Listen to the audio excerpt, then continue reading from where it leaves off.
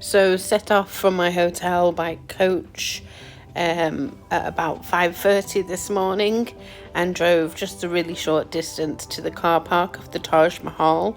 This is about 10 to 6 in the morning before sunrise, and from the car park to the actual entrance of the Taj Mahal I had to ride in like a golf buggy down this really long kind of path. And then this is arriving in the entry point. Once in the entry point, there was actually quite a lot of security check, and then could get into this garden courtyard. So through this gate is where the actual Taj Mahal is. So as you walk in, the idea is that you start to see it through that opening in the gate, and then it just reveals itself to you.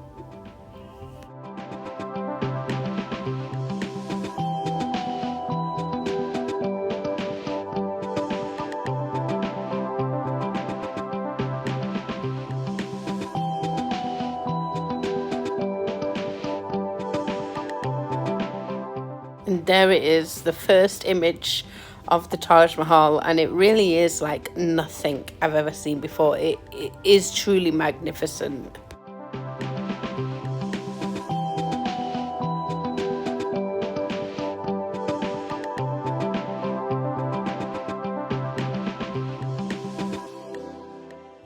So around sunrise is considered one of the best times to visit the Taj, because the way that the light shines on the front of the Taj. So although it was quite busy at that time, particularly with tourists, apparently it gets even more busy later in the day.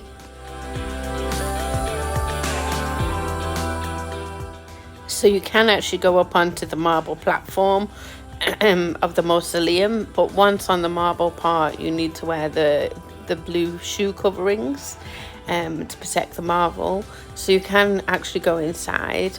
It is stunning. So this is not paint, this is actually all precious gems that is inlaid into the marble, and then this is carvings of the marble.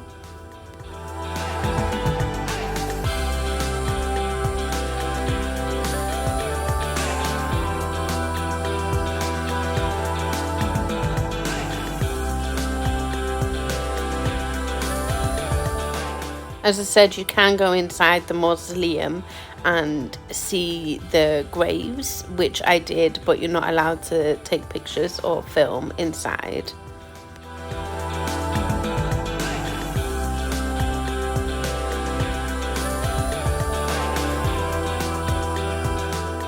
You can see just behind me there in the black lettering going up and around the door, this is inscription of the Quran all around the door.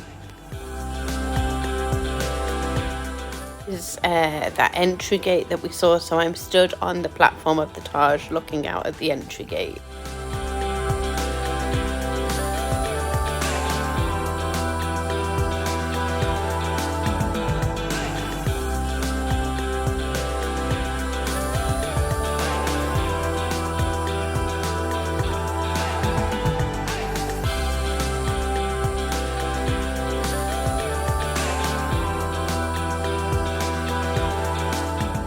So you may not know, but the Taj Mahal is actually a mausoleum, as in a grave site. So the emperor who built it, Shah Jahan, who loved his wife so much that when she died, he built this entire building to house her grave. So she was buried inside, and then he was later buried next to her when he died.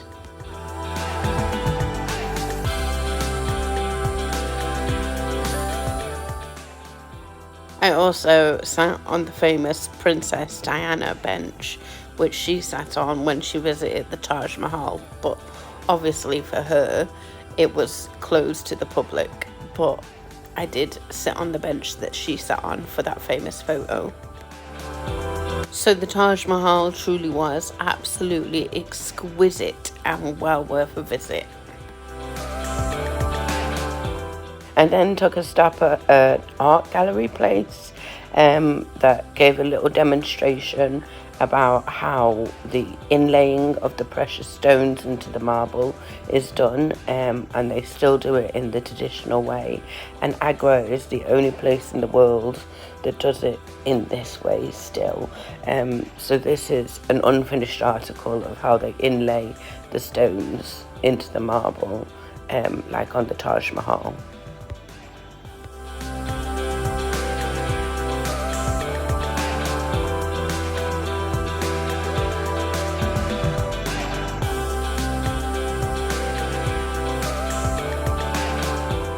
Next, I visited Agra Fort, or Agra's Red Fort. It was built by the Mughal Emperor Humayun, and he made it his fort in 1530, and it has been renovated further over the next few hundred years.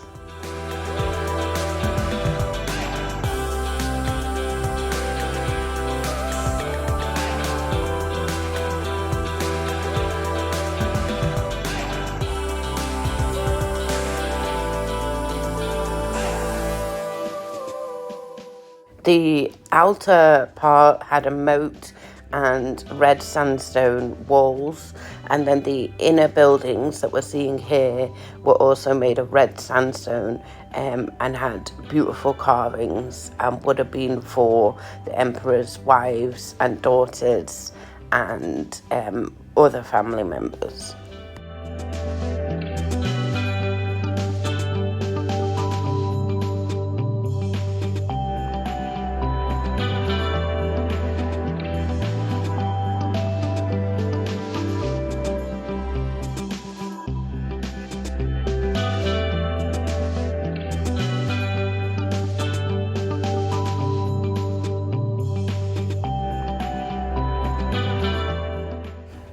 The Taj Mahal is also visible from the Red Fort, and that was one of the reasons that Shah Jahan built the Taj where he did, because at the time he was living in the Red Fort and wanted to be able to look at the Taj.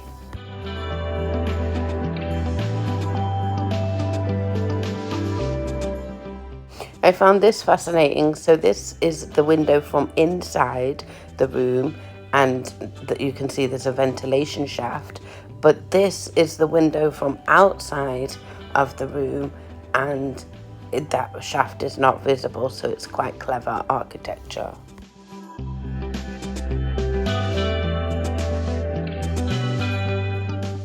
We're now in the white marble structure where the emperor himself would have lived, along with his really close family members.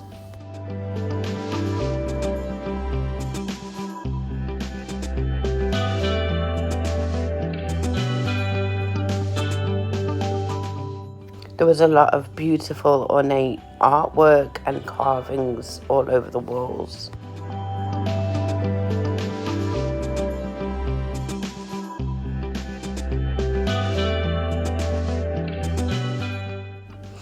Here you can see the part of the fort that Shah Jahan, the Taj Mahal builder, was imprisoned in by his son and successor.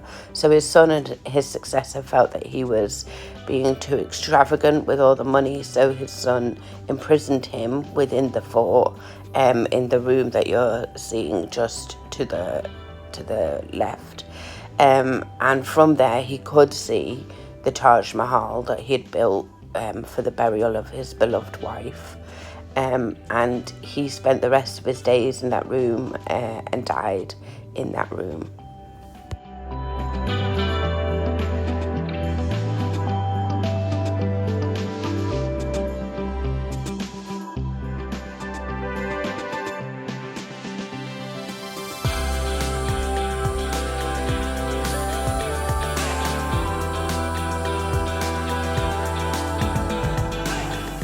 So this is the room that he was imprisoned in, and although very beautiful and ornately decorated with inlaid precious gems, it was a prison, and he spent the rest of his life there. That feature in the centre would have been a water fountain, and it had the outside balcony that we saw from the outside.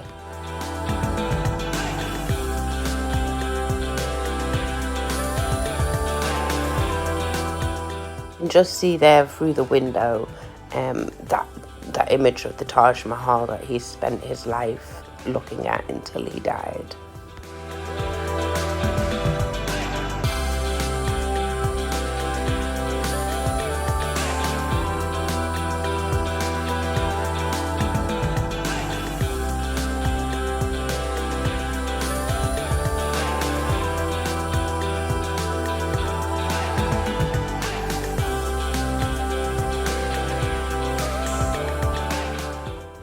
Next, I got some lunch in a local restaurant and headed back to the hotel for a couple of hours nap, which was much needed.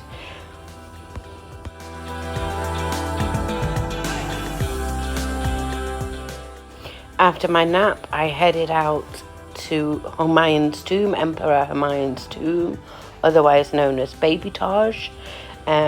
It was built before the Taj Mahal, and it's believed that the Taj Mahal was in some ways modelled off it. It is the mausoleum, the grave site of Emperor Humayun, who was the original builder of the Agra fort. It is an absolutely beautifully exquisite building, really ornately decorated, and lots of beautiful gemstones which actually glistened in the sun as we were already starting to have sundown, and the videos don't do it justice.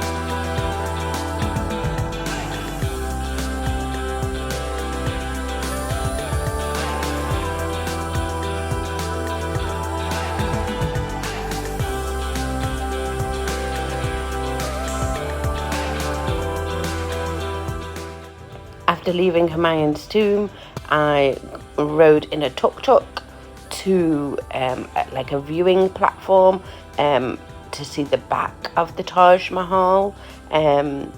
It's kind of across the river and the back, and the Taj Mahal is symmetrical, so it is very similar to the front side.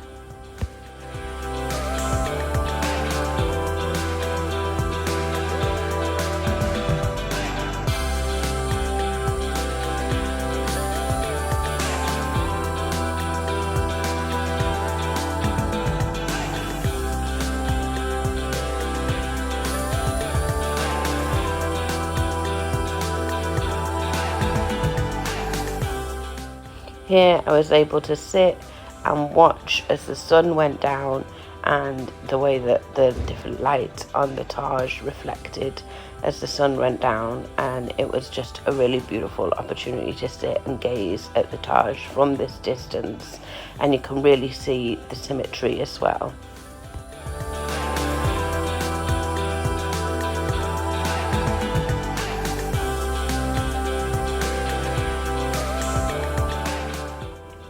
And this is the lobby in my hotel here in Agra that I just thought I'd show you.